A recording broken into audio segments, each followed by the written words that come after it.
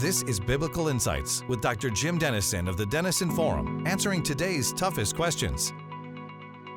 Okay, Jim. Now this I've heard. I've heard the past. I continue to hear it, even from biblical days.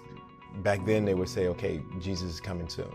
So when we look at where we are now, are we in the end times? Are we closer to the end times? I know every day we're getting closer, but how close are we? And how do we know when it may happen? Or do we know? Yeah, sure.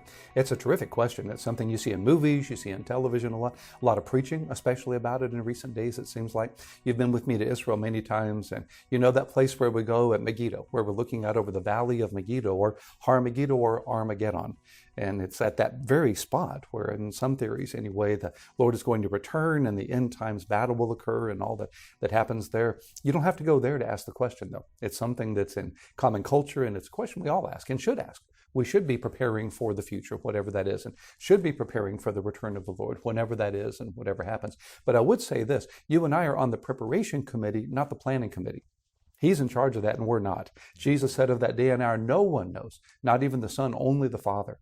We don't know that. That's intentional. It's not that God couldn't tell us or wouldn't tell us because he's holding out on some level. It's because he wants us to live every day as though we're ready every single day. What I do know is we're one day closer to eternity than we've ever been. And we only have today to get ready. But having said that, there are theories. Various theories that people have followed over the years, even conservative biblical scholars, as regards how to see the book of Revelation in the context of end times.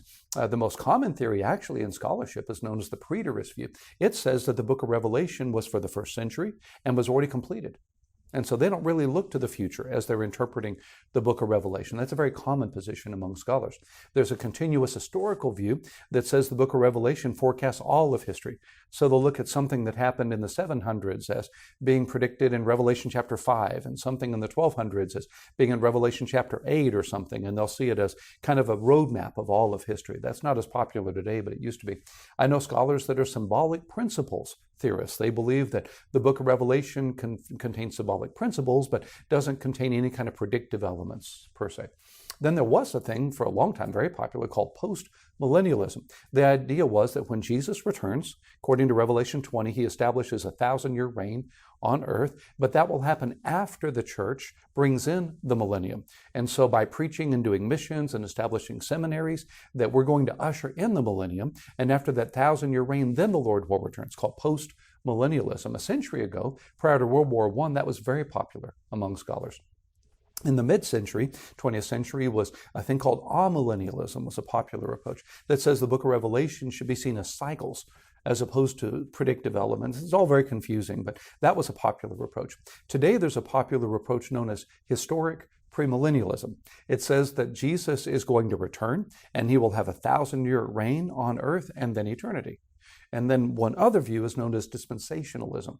In Texas and in the South, it's especially popular and has been in recent decades. It says there's going to be a rapture of the church, then a 7-year Great Tribulation, then a 1,000-year millennium, and then end times. And then there are theories within that. Some say that the rapture will occur before the tribulation. Some say it'll occur in the middle of the tribulation. Some even say it'll occur at the end of the tribulation. And so I take you through all of that just to say that conservative scholars disagree on this. There's no one approach that everybody agrees with. There's no one answer to the question. What we do know is that Jesus is coming back, and we have to be ready. We only have today to be ready. He could come back right now. He could either come for all of us, or I could go to him. Tomorrow's promised to none of us. No one in the Bible gets a 5-year plan. Today's the only day we have to be ready. So let me close with a story. One of the churches I pastored had a very dear elderly couple, members of the church who were especially close friends of mine. One Sunday morning, I was preaching on judgment, and they need to be ready for eternity. None of us knows the future. None of us has tomorrow promised, and we should all spend every day being ready to meet the Lord one day.